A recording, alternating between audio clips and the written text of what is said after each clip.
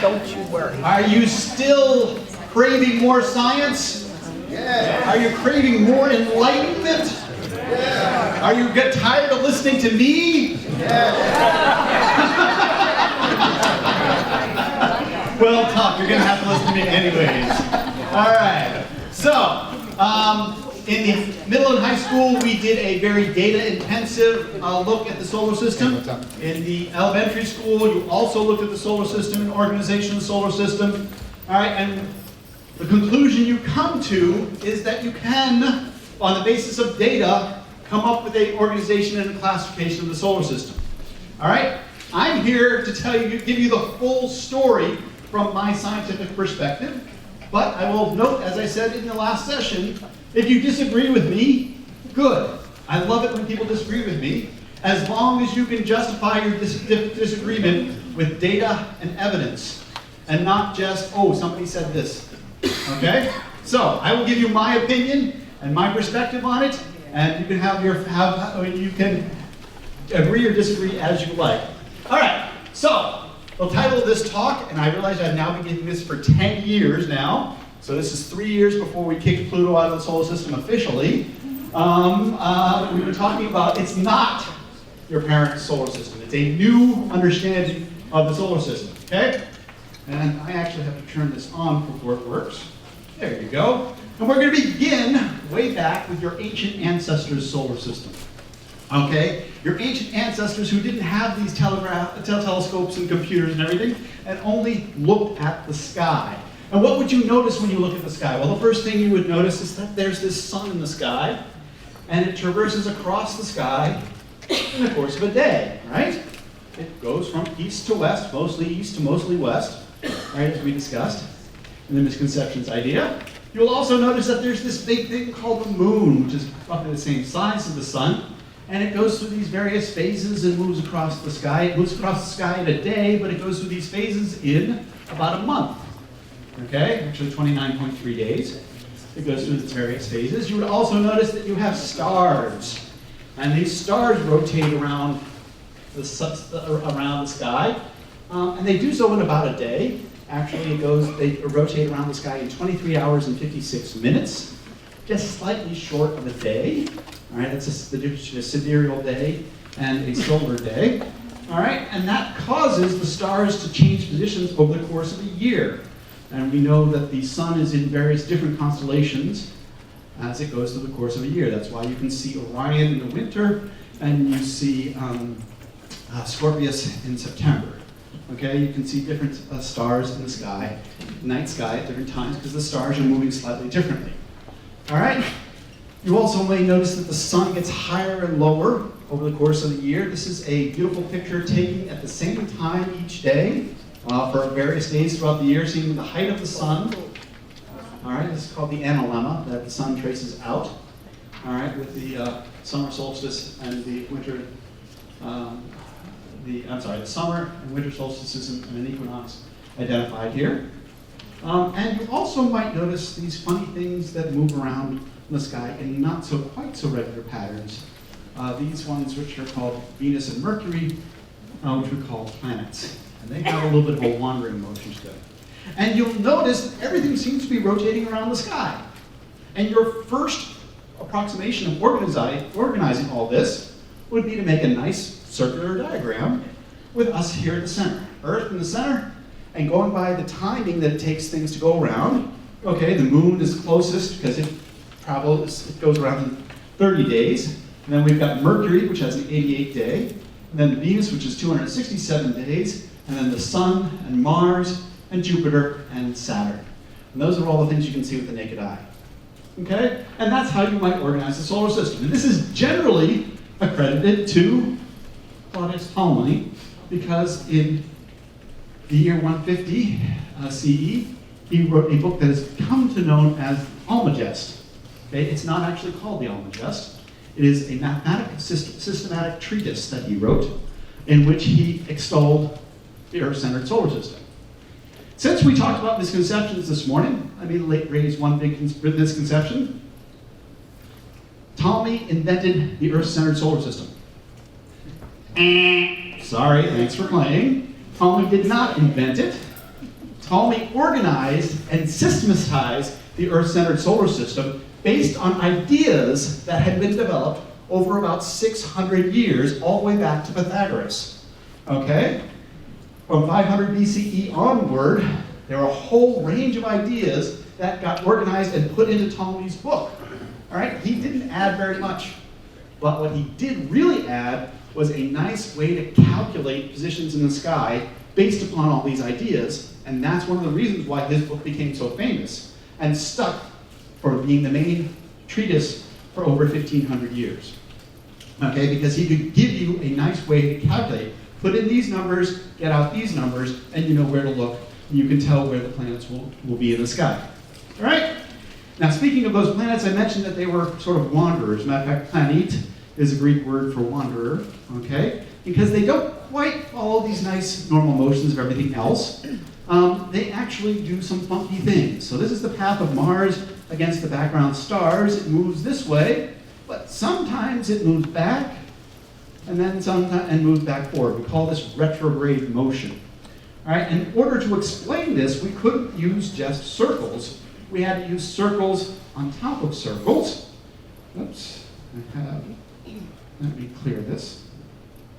I was playing with this earlier. Okay, so here is the orbit of Mars in the Ptolemaic solar system. The sun is in here. Here is the equant, which is the circle that this C point moves. And Mars is here on the epicycle that moves around the equant. All right? Now if I put it in motion, you can see that this is the motion viewed from Earth at the center. You can see Mars moving through its epicycle. And I'm going to turn on a trail. Okay? So you can follow the trail of Mars. And at this point, when it gets on the inside of the epicycle, it actually appears to move backward on the sky and then moves back forward on the sky. All right? So this is how they accounted for that retrograde motion. And if I speed it up, we can see why Ptolemy became famous. All right? Because Ptolemy invented spirograph 1,800 years before the Hasbro Corporation. All right. So, equants and epicycles, it's again the spirograph with the solar system, but it allowed you to calculate where the planets would be, and it did actually a good job.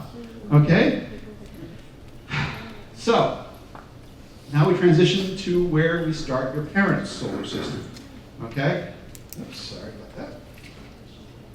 So your parents' solar system begins with Nicholas Copernicus, who in 1543, in his dying years, some say on his deathbed, was the first time he saw his book published on the revolutions of heavenly spheres.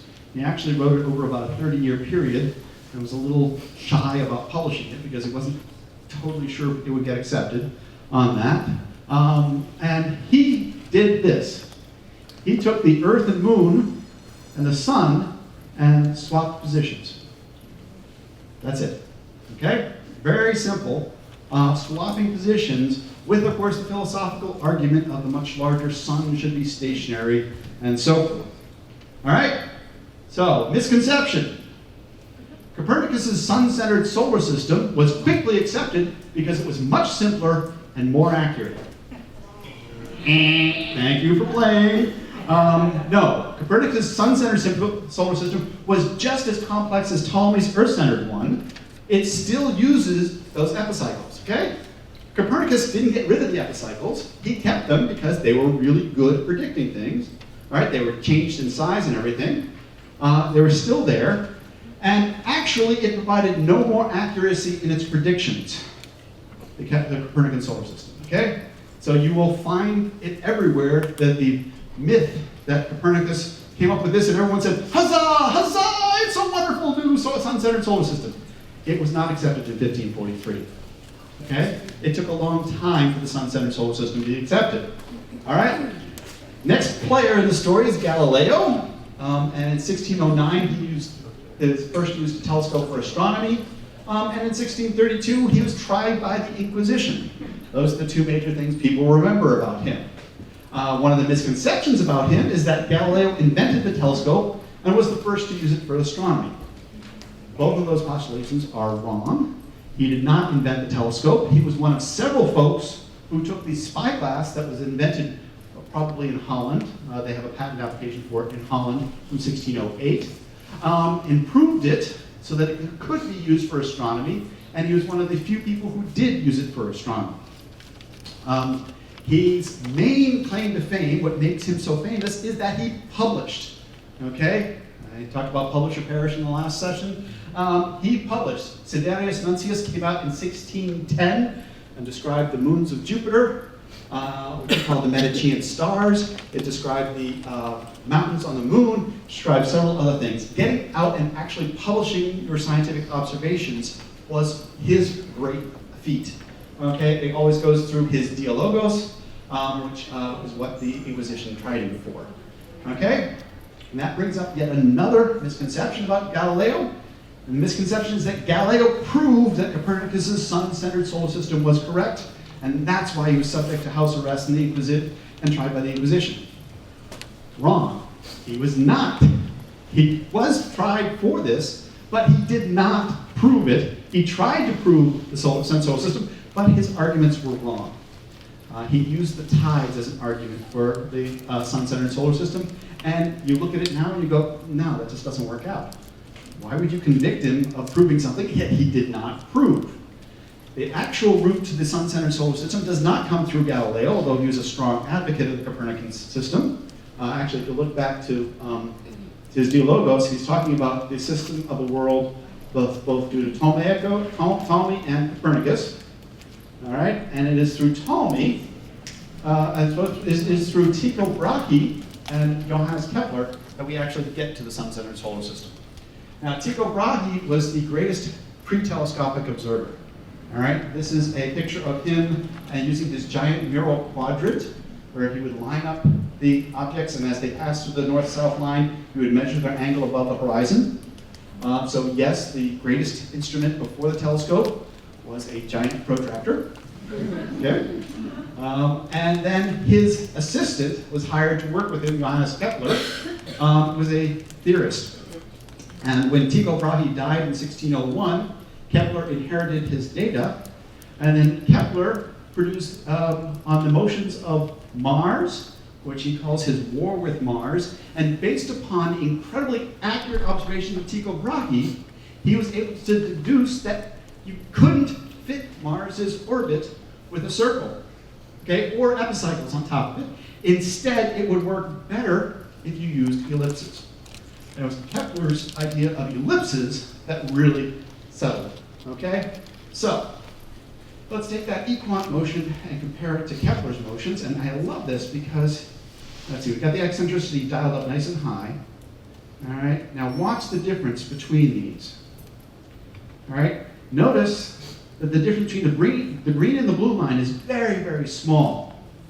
Okay, and this is an eccentricity of 0.4, which is much larger than the one that Kepler was dealing with. Okay, but Brahe's observations were so careful, he could tell these very fine differences between them and come up with, yes, it had to be an ellipse and not that equant motion. Oops, let's click here. All right, so the misconception here is astronomers embrace the sun-centered solar system because it is philosophically simpler. Okay, it is philosophically simpler, but we don't give a damn, okay? What we really care about is whether we can get more accuracy. So it wasn't until Kepler produced the Rudolphine tables in 1627 or 1629 that astronomers embraced the sun-centered solar system only when it could provide better predictions. Up until Kepler, the Ptolemaic solar system produced just as good or better predictions than the Copernican solar system. But the Copernican solar system, with the addition of ellipses, finally made better predictions, and that's when astronomers embraced it. So, you know, we're philosophers. We are really practical, and we'll go with whatever produces better predictions. Okay? If you really want to prove the solar system, you have to wait till Isaac Newton in 1687 in his Principia provide the mathematical foundations for why Kepler's observations were correct. Kepler has his 3 laws. All 3 of those laws of Kepler are observationally based. With the law of gravity, you can then mathematically prove that they should come out of the law of gravity if you have the 1/r² force. I will also note that this silly idea of Isaac Newton's was not also immediately accepted. It took about 75 years for Newton's ideas to be accepted too, okay? We have this idea that looking in hindsight, you should immediately accept it, but that's because we've got a couple hundred years of hindsight, okay? At the time, the fact that you could mathematically predict things, was kind of crazy, all right? And actually, Halley's comet plays a good role in proving that Isaac Newton was right. But I don't have time for that. We're going to move forward to talk about William Herschel in 1787, who discovered Uranus. And this is Herschel in his later years with his big professional telescope. But of course, when he was starting out, he wasn't a professional, he was an amateur. He didn't use this giant, wonderful telescope to discover Uranus. He actually used a 7-foot-long telescope that he made by himself, okay? You do not need to be a professional to discover things in astronomy. I guess I could put that up as another misconception, okay? Amateurs discover things all the time in astronomy, especially in terms of comets and asteroids. The first planet ever discovered was discovered by an amateur, okay? Because he was more careful. Other people had actually seen Uranus, including actually, no, it wasn't Galileo, it was Flamsteed, had recorded the position of Uranus several times, just didn't notice it. He's the one who noticed it, okay? In 1801, we have the next planet discovered, which is Ceres by Piazzi, followed quickly by 1802, Pallas, Juno, Vesta, and then there's a gap until 1845 when we had the planet Estrella uncovered, okay? So going into the 1840s, that gives us, what, 7 plus 5, 12 planets that we had. And then the most amazing thing happened, something that proved, actually it was called the best conceivable proof of Newton's law of gravity imaginable. And it is when Urbain Le Verrier and John Couch Adams predicted the existence of Neptune based upon variations in the orbit of Uranus. Okay? They had noticed that Uranus didn't quite follow the path that they had been predicting for it, and they couldn't explain it with any of the known objects, so they postulated that there was another unknown object that was pulling on Uranus and perturbing its orbit. They predicted where it was, and nobody would listen to them. Nobody would look for it. And when they did look for it, they did this long methodical search in England, but Urbain Le Verrier got tired of asking the French to look for it, and they didn't look for it, so he called up the Germans. They found it the very first night, okay? The Germans found the planet that the French and the English had predicted. You can imagine the nationalistic warfare that went over that in the scientific circles, okay? That is an incredible soap opera that I don't have time for today. All right. So, here we had at the end of the around 1850, we have the rocky planets, the 4 rocky planets in the center, and then we have the giant planets. All 8 planets are there, but we've also got these other planets in between Mars and Jupiter. We plotted 4 here: Juno, Vesta, Pallas, and Ceres. Okay, these were planets for about 50 years. And so the misconception that comes up is, you can't just demote a planet. I've heard that a lot over the last decade, as you might imagine. Actually, we have done it. We've done it. In the mid-1800s, astronomers devoted the many planets between Mars and Jupiter's to be, of course, the asteroid belt. Okay? We started discovering in the 1850s and 1860s dozens of objects in between Mars and Jupiter. Okay, and it just stopped making sense to call them planets. We knew we had a new family of objects. We called them the asteroid belt. Actually, the Astronomer Royal in 1801, when Ceres was discovered, he suggested the word asteroid for it because he didn't think it was a planet at that time. He turned out to be right 50 years later. All right, moving forward. The next thing that happened, well, actually, there's a whole bunch of things I'm skipping over here, which were mistaken discoveries and predictions and all that sort of stuff. Clyde Tombaugh in 1930 had the discovery of Pluto. This is Clyde. This is the telescope he used. This is actually how we discovered it, using what's called a blink comparator, okay? Where he had one plate here and one plate here, and he flipped a mirror in this switch to look back and forth, looking for objects that moved relative to the background stars, okay? I'll show you his discovery back then. Misconception about Pluto is that Pluto's discovery relied on mathematical predictions based on perturbations in Neptune's orbit. Matter of fact, this is what Percival Lowell did. He saw perturbations in Neptune's orbit, and he predicted the existence of Pluto. He set up Lowell Observatory to do that, to look for it. He put lots of money into the program. They hired Clyde Tombaugh, who found it. So it sounds like a great story, just like Adams and Leverrier finding Neptune, right? Wrong. Pluto's discovery relied solely on the incredible observing skill and dedication of Clyde Tombaugh. Okay? The Neptune's orbit shows absolutely none of the claimed perturbations. All the money that Percival Lowell put in there was based on bad observations. Okay? He thought he saw perturbations in Neptune's orbit. You go back and look at it, there were no perturbations at the level that he thought they were there. Okay? He put tons of money into this. So, I really, really, really have to say how incredible it is that Clyde Tombaugh found Pluto in 1930. Incredible observing skill. All the credit has to go to him. Okay? I call it Percival Lowell's second greatest mistake. Of course, his first greatest mistake being the canals on Mars, which was 1896, where he thought there was evidence of civilization on Mars. All right. So, you'll see perhaps this in your textbook, describing your parent solar system, and I give you permission to put a great big red X through it, okay? As we've discussed before, they're never in alignment. The spacings are absolutely horrible here. There's a little bit of size doing here. This is not what your solar system looked like, but in your old textbook, that would have been there. Also, you would have had one chapter on the sun. You would have had one chapter on Mercury, okay? I can tell this is Mercury because there's a hole missing of it. A lot of people say, oh, it looks like the moon. Okay, we are just now getting full surface maps of Mercury from the Messenger mission. All right, we have gone up until last year without a full surface map of Mercury. We now have it. I had to update this presentation so I can have one of those.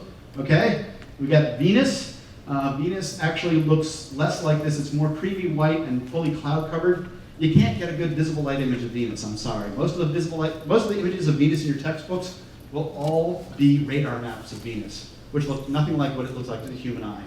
I try to come up with some things that are closer to the human eye view. Of course, we have Earth, the Moon, which is an honorary planet in how we do things, Mars, a chapter on Jupiter. We'll talk about the ring giant Saturn. We'll have Uranus, if your textbook was produced after the Voyager era, Neptune, and then maybe you'll get a chapter on, well, you'll talk about Pluto, okay, but they won't have much to say, so it'll be a very short chapter. By the way, if you see this image in your textbook, that's not a picture of Pluto. That is a map of Pluto based on the images. This, whoops, sorry, let's go back. Back, I said. Back. Thank you. This up here, that's the best image ever taken of Pluto from the Hubble Space Telescope. That is as fine as it can be resolved, even with Hubble. Okay, this is a map based on that. Okay, you'll have one chapter perhaps on moons, and a chapter on asteroids and comets as the detritus of the solar system. All right, and that's what you will have in your parent solar system. The sun, 9 planets, and then all this other stuff. All right, and how do we remember the solar system? How do most of us, when we came out of our solar system unit, what did we remember? We had the order of the planets, all right, which several of the people right here in front of me just said. All right, I don't know what you learned. I remember it as my very energetic mother just served us 9 pizzas, okay? And this is fine for doing this, but if that's all you remember, you don't know squat, okay? Because you know facts, but facts are not knowledge. Okay, facts are requisites before you get to knowledge, but synthesizing the facts into an explanation is what makes for knowledge. Okay? Memorization doesn't give you understanding. You get these factoids, you know, Mars is rusty, dusty, and red, okay? Highlights the differences between things. You don't get any big picture or the relevance between it, okay? So how do we improve this? Well, we had this amazing era of the Voyager satellites, which turned these little dots in the sky into worlds unto themselves, okay? I think the Voyager era was the greatest transformation in our understanding of the solar system because it allowed us to do comparative planetology. What do I mean by that? We want to compare and contrast discuss the broad ideas and apply them to the planets and moons and all these things as a group. And instead of highlighting the differences, Mars is red, Jupiter is orange, Neptune is blue, you're actually going to talk about the similarities, okay? These ones have deep gaseous atmospheres, all right? The characteristics and the events that are going on in them. Let's give you an example. Here's Hurricane Isabel, okay? Which we remember in Baltimore, all right? And because it was a problem for us in Baltimore, all right? And here it is out in the ocean. Now, you can't really get a good feel for how big it is when it's just contrasted against this ocean, but let it start to come up against the eastern United States, and you can see it goes as far south as Florida and Cuba, and as far north as Cape Cod. That's a pretty big storm, okay? That stretches out across there, all right? But let's compare that to other places in the solar system.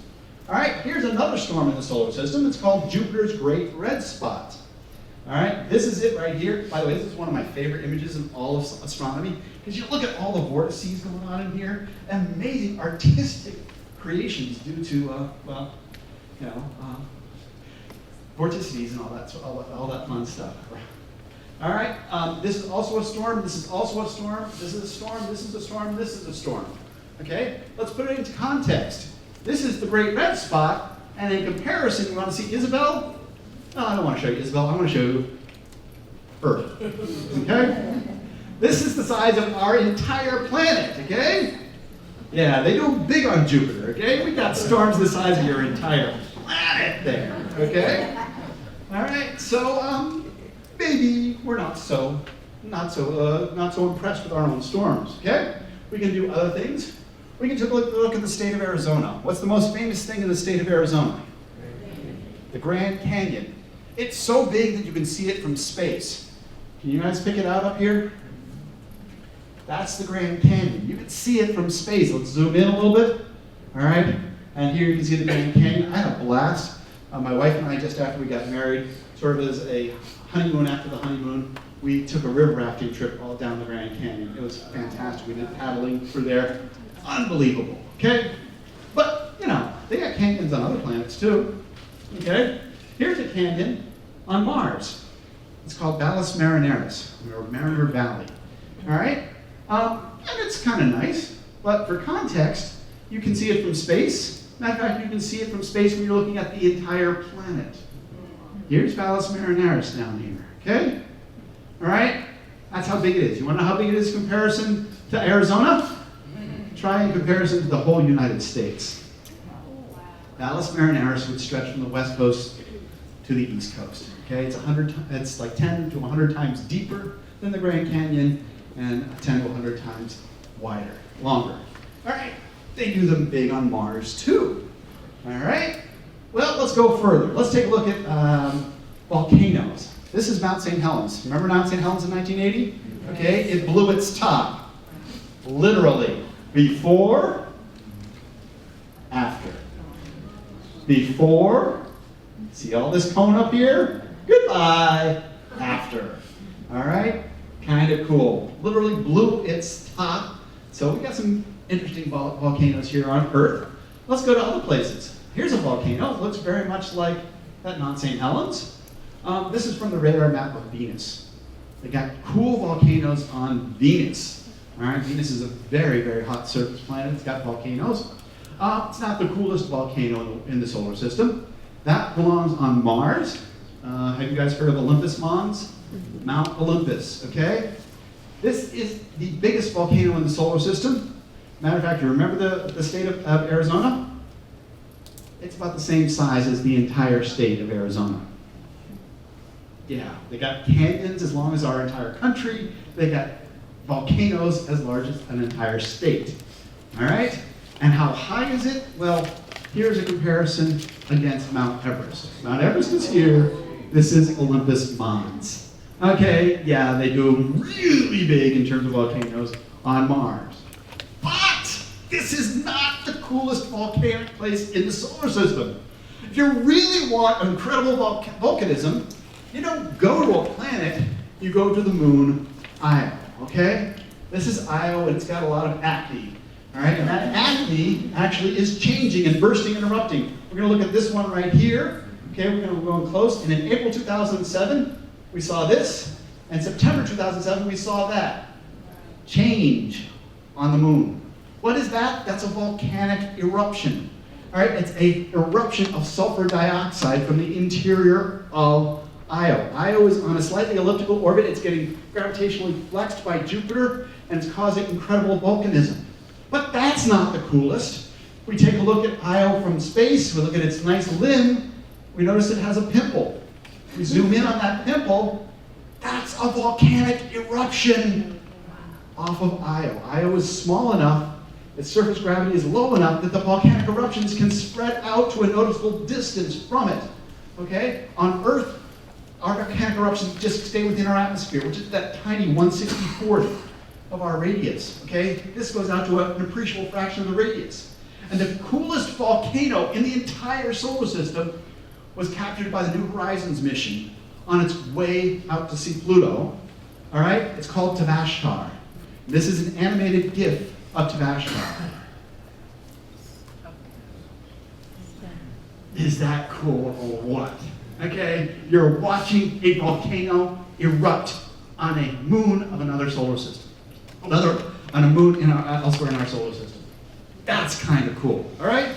So by doing this, we can do these comparisons and see how the geologic processes, how the atmospheres, how everything is similar and yet different on the various bodies of the solar system. We discussed canyons and volcanoes. We could have done craters, we could storms, winds, seasons, weather, ice flows, magnetic fields, moons, rings, whole suite of these things.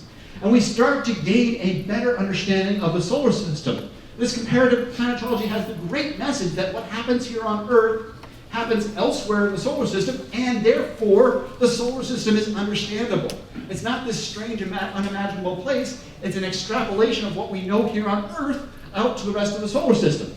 And this gives us the pieces with which we can assemble the big picture, and that big picture I call the 21st century solar system. All right? And I'll explain this diagram in just a minute, but there are not the sun and 9 planets, 10 things in the solar system. There are, if you want to remember a number, 6 things in the solar system. The sun, the rocky planets, the asteroid belt, the giant planets, the Kuiper belt, and the Oort cloud. These last two you may not have heard of, but we'll go through them. All right. The point is that these are classes of similar objects in their size, their composition, their orbit shape, their orbit tilt, the number of moons, whether they have rings, all of the characteristics that we like in science to group things together to make a common understanding. All right? So let's start with the sun. The sun is the only star in our solar system. Okay? It is a category of 1. Unfortunately, we hate categories of 1 in science, but this is the gravitational and literally and figuratively the center of the solar system because it contains 99.97% of the mass or something like that of the solar system. Okay, it is the sine qua non, that without which everything else would not happen. Okay? Then outside that, we have the rocky planets. And we've got Mercury, Venus, Earth, and Mars. Notice that I plotted them, I put them up here at their relative sizes. And in roughly what the human eye would see, again, Venus, this is slightly in the ultraviolet, so you can see a little bit of something in the cloud tops. In invisible light, you wouldn't see anything. And the moon is there as an honorary planet, just for comparison, because everyone knows and loves the moon. All right? What are the characteristics of these? They're mostly rock. They have relatively thin atmospheres compared to their radius. Okay? Earth's atmosphere is only 1/64th of its radius. It's 100 kilometers thick. Venus and Mars both have 100-kilometer thick atmospheres. Mercury and Moon have no atmospheres. They have few moons. Earth has 1. Mars has 2 pathetic little nothing captured asteroids that they count as moons, but they aren't respectable moons by any means. Venus, Mercury, no moons. Okay, they're all roughly the same size. Okay, they have magnetic fields for some of them. Other ones don't. Earth, with its dynamo, has the strongest of the magnetic fields. But you can get similar characteristics for them. Okay. Outside of that, we have the asteroid belt. And if you want to show your students an asteroid, you go to the supermarket and buy a potato, and then use the potato peeler to cut holes in it to create the divots due to impact. And there you've got a model of an asteroid. Your average asteroid is a potato, okay? Potato, it's potato shaped. Now the asteroids have one great big misconception, which has been promulgated by Hollywood. Hollywood's view of the asteroid belt is, oh my God, we're gonna crash! Oh, sweet, move out! Oh, no, we're never gonna make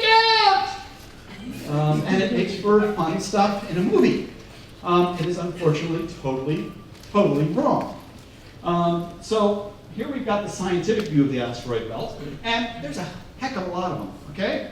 Here's the orbit of Mercury, Venus, Earth, and Mars. Here's Jupiter, and in between all these things, there are hundreds of thousands of asteroids in there, okay? However, the distance across Jupiter's orbit is almost 1 billion miles, okay? So quick, do the math. You've got hundreds of thousands of asteroids spread across a 1 billion mile orbit, okay? The average distance between objects in the asteroid belt is about 1 million miles, okay?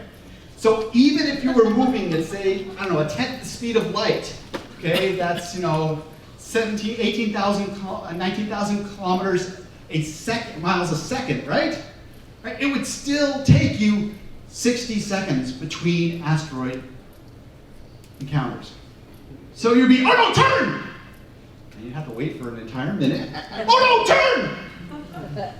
It wouldn't make for a very exciting Michael Bay film, would it?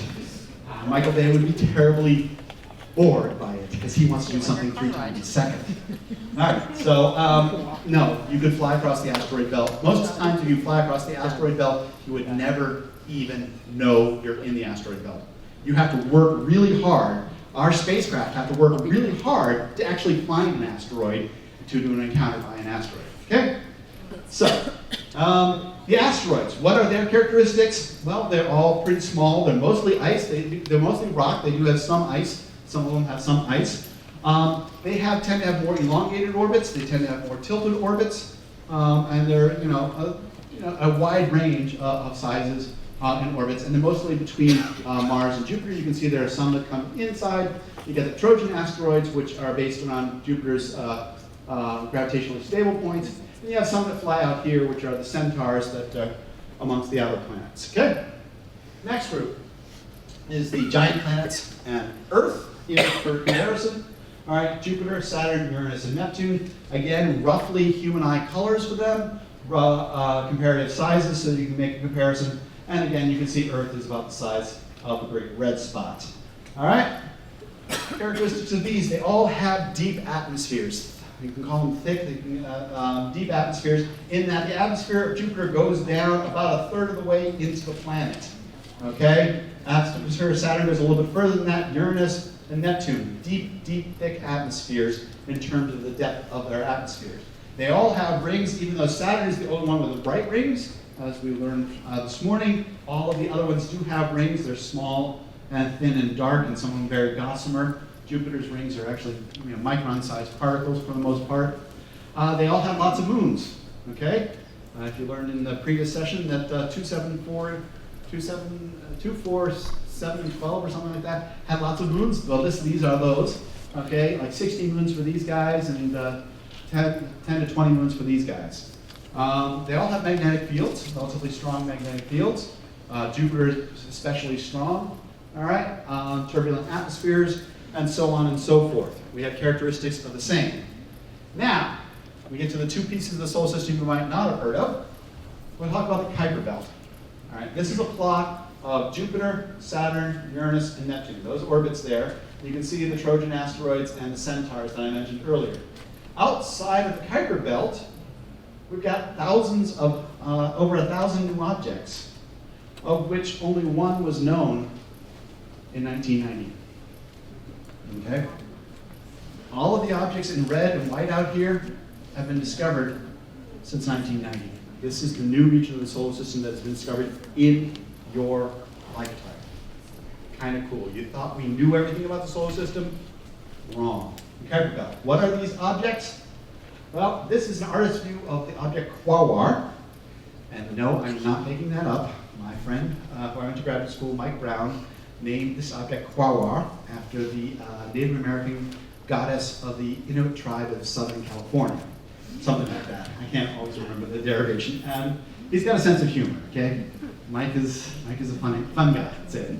All right, and what is it? It's a big, giant ice ball, okay? You can see there the artist drew some craters on it. It's big enough to be roughly spherical. It's got craters on it from impacts and stuff, but it's mostly ice. It resembles a lot of the moons of the outer solar system, okay? Big, giant ice balls. And let me ask you, if I kicked one of these ice balls out of its orbit and it came in past the sun, what would happen? It would melt. And what happens when ice balls in the solar system melt? That stuff that melts off of them gets pushed back and they become comets. This is what the Kuiper Belt is. This is why we knew the Kuiper Belt had to exist. It is the repository for the short period comets. Okay? Comet Halley has an orbit of 76 years. All right? It will go past the sun every 76 years. And each time it goes past the sun, it will lose a small percentage of its mass. All right? Say it orbits once every 100 years and it loses a tenth of a percent. In less than 10 million or 100 million years, poof, that comet's gone. How old is the solar system? 4.5 billion years. If you lose all your short period comets in 100 million years, where are you going to get new ones? From the Kuiper Belt, okay? The objects in the Kuiper Belt are the repository for what will become short period comets by first migrating to become centaurs and then moving in, getting kicked around by the giant planets. Generally, Neptune moves the orbits, they move in, and they end up getting their orbits not circularized, but moved into a short period orbit that comes past the sun, and that's where you get your short period comets from. Okay? That's what the Kuiper Belt is. Now, if there are short period comets, there must be long period. Thank you. I love it when an audience follows along. There must be long period comets, and where do they live? Well, we had postulated the existence of the Oort cloud, which billions of icy minor planets, or as I like to think of them, comet nuclei that haven't gotten close enough to sprout a tail. All right? And we consider it roughly spherical out to 50,000 AU. 50,000 AU, how big is that, Frank? Oh, I'm glad you asked. Earth is 1 AU away from the sun. Okay, so 50,000 is 50,000 times farther than Earth. Okay, Neptune, the most distant planet, is 30 AU. So this is up to 1,000 times farther than the most distant planet. Okay, matter of fact, we had to use a logarithmic scale here to show this diagram. The inner Oort cloud is roughly confined to the disk. The outer Oort cloud is roughly spherical. Okay? It is postulated because it explains the long period comets. Let me show you what I mean by that. All right? So this is sort of an inverted graph in terms of 1 over the semi-major axis of a comet. So things on the left side have very long orbits. Things on the right side have very short orbits. Okay? Short period comets, we put an arbitrary cutoff at 200 years. It peaks around 7 years. Okay? A lot of comets actually intermingle with the asteroid belt in the short period comets. The long period comets, they peak around a period of infinity. Okay? That's just, of course, measurement error because we only see them once, and how can we can't measure them coming back for that. So, they have essentially 1 over the semi-major axis being 0, which gives it. But you can see there are a lot more of these long period comets than there are these short period comets, which is why we believe the Oort cloud to exist. Unfortunately, 50,000 AU is so far out there we haven't been able to see any, except maybe we have seen one object, Sedna. Okay? And this is the best image ever taken of it from Hubble, the high-resolution camera, seeing it. And Sedna's orbit goes from 76 to 840 AU. This is the Kuiper Belt here in blue and red. This is Sedna's orbit. All right? And it's a puzzling object. Okay?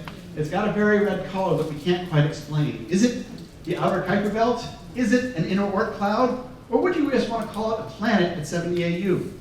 I mean, I'm sorry, Sedna is just the way that we had Pluto in 1930. We know as much about Sedna as we knew about Pluto in 1930, and it got planetary status. So why doesn't Sedna have planetary status? Because we've learned a few things since then.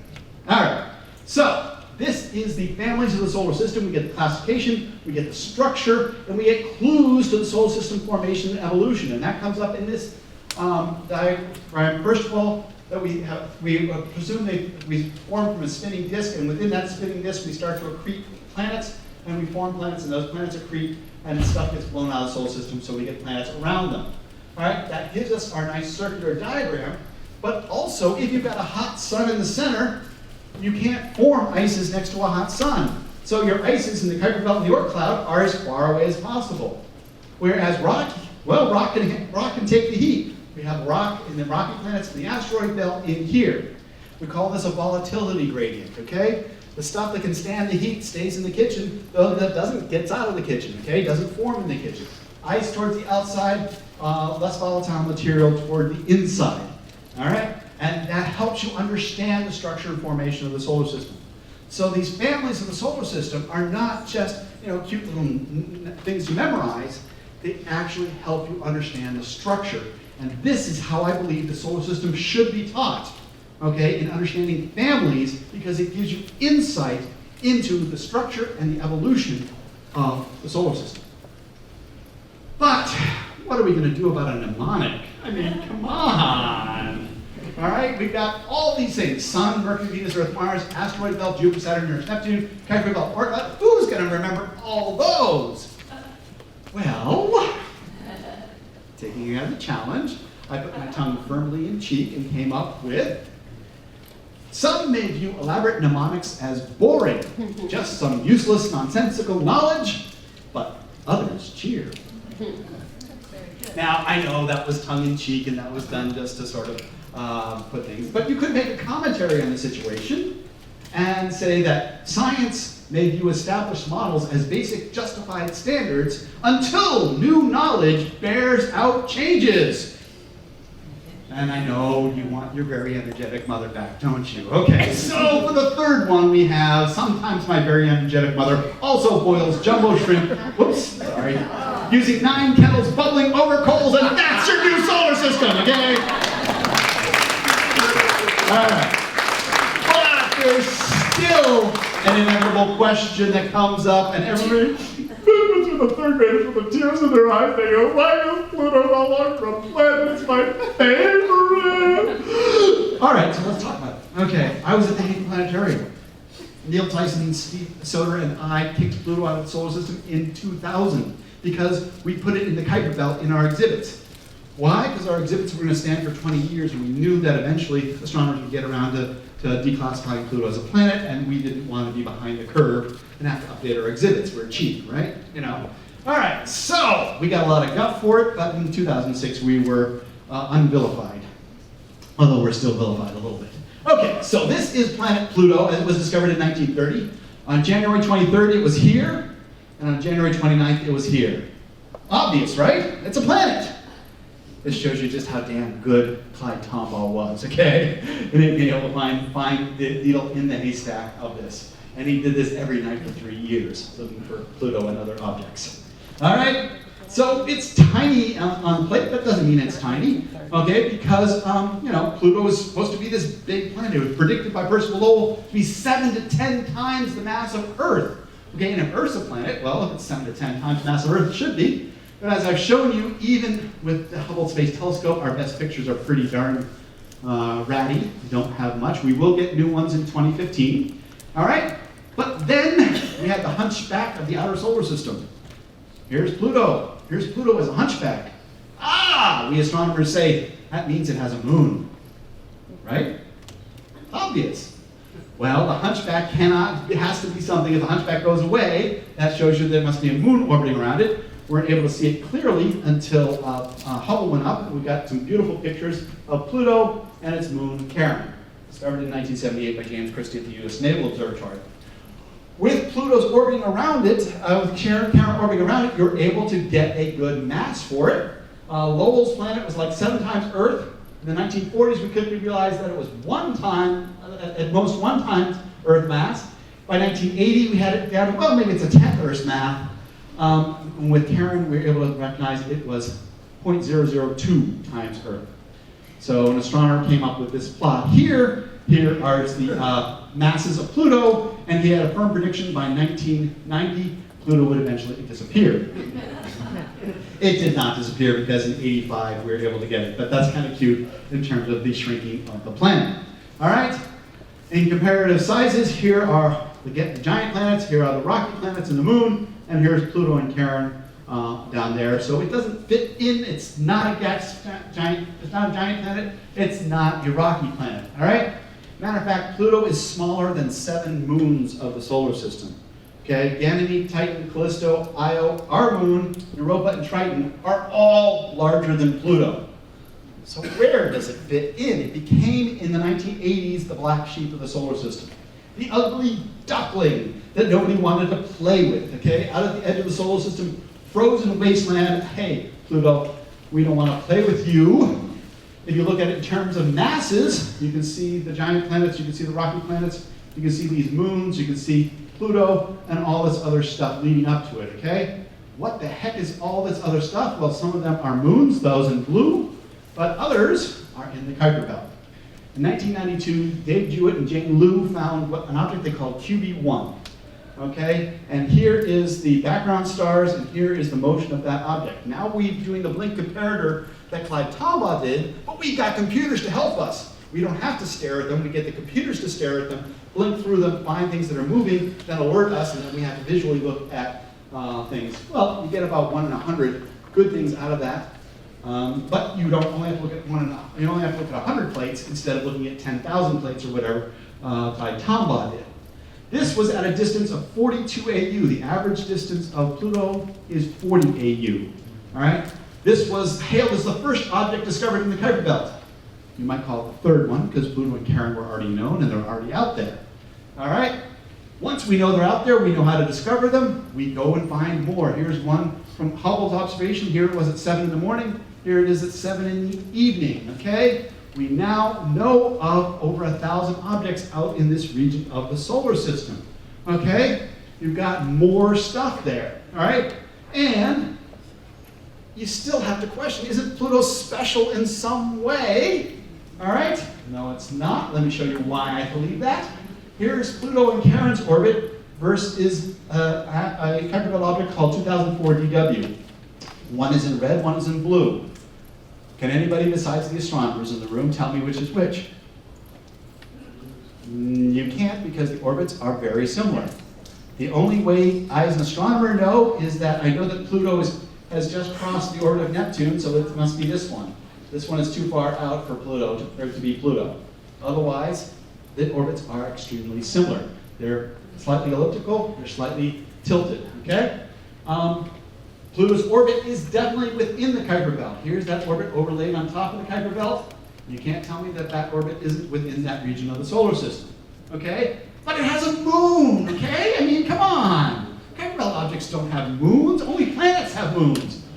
Sorry, wrong. First of all, is it really a moon? Because the gravitational center of Pluto and Charon is not within the figure of Pluto. It's actually outside the system, and generally we would refer to that as a double object. So there's a question of whether it really is a moon, but it's actually got more than one moon, because in 2006 we discovered Nix and Hydra, second and third moons of Pluto, and in 2010 and 2012 we discovered P4 and P5. So it's now got 5 moons, okay? That's gotta make it special.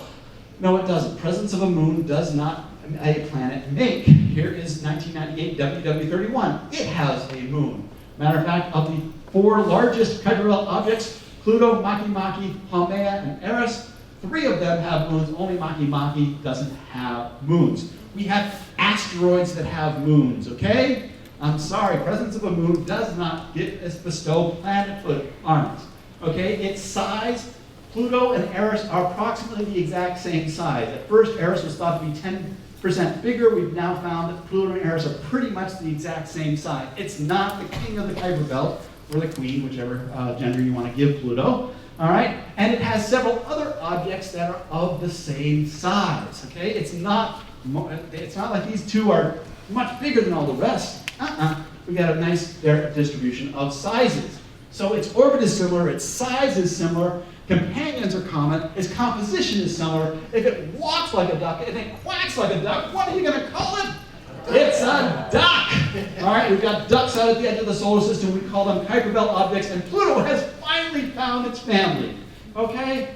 As the black sheep, as the ugly duckling of the solar system. I actually did this in my daughter's kindergarten class. They loved it. The ugly duckling that turned into a swan, one of the largest objects in the Kuiper Belt. It's found its family. It's so happy. The kids love it. All right. So, what is the IAU definition of a planet? Well, in August 2006, what kicked Pluto out of its planethood is that for the first time ever we defined planet that it orbits the sun. It has an upper mass limit of not massive enough to produce fusion, okay? If you produce fusion, you're a star or you're a brown dwarf. Deuterium fusion occurs at about 15 times Jupiter's mass. That's the lower limit of a brown dwarf. Anything below that is a planet. But there's also a lower mass limit, massive enough for gravity to make it spherical. And that puts it at roughly 500 miles in diameter, depending upon your composition, okay? Icy things can be spherical, different radii than rocky things, etc. And number 4 is that it must dominate its orbit, okay? That it must be the majority shareholder in its region of the solar system. And then they define these things called dwarf planets that meet categories 1, 2, criteria 1, 2, and 3, but not 4, okay? In my opinion, dwarf planets is a totally useless and stupid definition, okay? As I said, I preface that's my opinion, okay? Other people like our solar system expert may disagree with me, but I don't see any reason for a dwarf planet because if Ceres is a dwarf planet and Pluto is a dwarf planet, what do they have in common? Size. Do they have location in common? No, okay? Composition in common? No. Are they formed in the same way? Kind of, sort of, but they're in different regions of the solar system, and I just find trying to create a category based solely on size kind of, annoying to me, okay? It doesn't teach you anything about the solar system. I still want to go with this, all right? And there have been others who have tried to use more mathematical definitions. If you look up the links, we've got, if you look at the mass and the mass of the object versus the mass of the stuff in its region, okay, this is a way of showing that these guys up here dominate their region of the solar system. These guys down here don't dominate. So 4 dwarf planets that wannabes, Ceres, Planet, Pallas, Pluto, and Eris, are demonstrably below the line where they might dominate the mass in their orbit, around their orbit in the solar system. Okay? A whole lot of people have gone through there. But the real kicker is, what about other planetary systems? Because the very first definition of first thing in the orbital planet was that it orbits the sun. And our solar system alone is just a category of 1. We have discovered planets. We're now discovering planets around other solar systems. Almost as many planets as we have Kuiper Belt objects, okay? We have seen these disks of material around planets, disks in which planets will form. We have, by seeing the wobble in a planet, detected gravitationally the pull of a planet orbiting around that star. We've done hundreds of planets like that. We've actually, because planets sometimes pass in front of their stars, detected a dip in the light that tells us a planet is there, and then from that we can actually get the size of those planets. We have actually seen planets, the light from planets. This is HR 8799, all of the light from the star. We carefully model the point spread function. We subtract off that light, and what do we see? Dot 1, 2, and 3. These is actually the infrared light from free planets. We don't have to just infer that they're there. We can actually see several planets now. And we can go even further, because some of those planets that cross in front of their star, the light will pass through their atmosphere. We take a picture during transit and off transit. We can subtract off the light of the star, and we can get the light of that planet's atmosphere and deduce the chemical composition of their atmosphere. We have detected molecules in other planets' atmospheres. We are in an incredible era where we're learning about planets around other stars. And what have we found? We found Jupiter-mass planets in Mercury-sized orbits. They have these highly elliptical orbits. There are multiple Jupiter-sized planets orbiting around it. We've got planets around pulsars. We have found all sorts of varieties of planetary systems, and how many of them look like our own solar system? So far, not any. Okay? Now, I'm not saying we won't. There are some that are slightly similar. We can say, oh, that's sort of like it. but any that look just like ours, and that beautiful model that we had developed for creating our solar system, we haven't got it yet.